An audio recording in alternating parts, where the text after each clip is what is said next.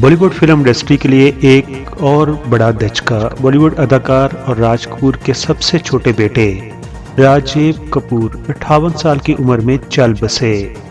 उन्हें 9 फरवरी को मुंबई के एक हॉस्पिटल में दाखिल करवाया गया।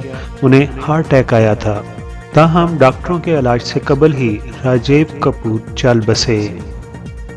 राजीव कपूर की मौत की तस्दीक सबसे पहले ऋषि कपूर की अहलिया नीतू कपूर ने अपनी इंस्टाग्राम पोस्ट में की थी। राजीव कपूर की पैदाइश 25 अगस्त 1962 को हुई थी और वो रणधीर कपूर और ऋषि कपूर के सबसे छोटे भाई थे। फिल्मों में उनकी आमद 1983 में फिल्म एक जान है हम से हुई थी।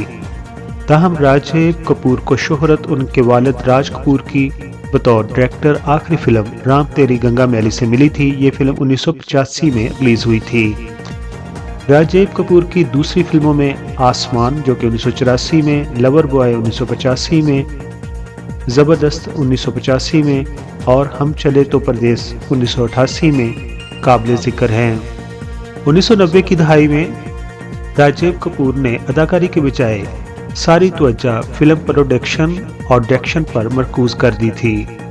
उन्होंने 1991 में अपने भाई रणधीर कपूर की फिल्म हिना में प्रोड्यूसर के तौर पर काम किया था।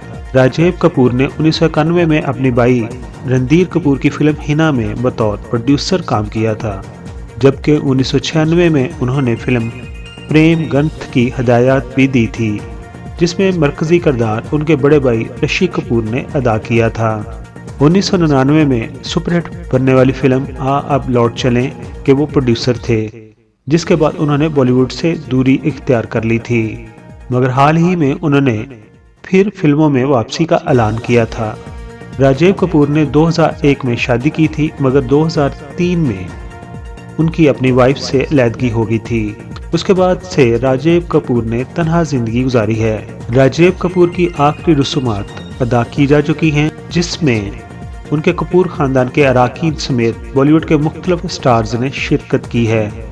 ये भी बताता जाऊं, राजीव कपूर के दादा का तलब पाकिस्तान के शहर फैसलाबाद की तहसील समुंदरी से था।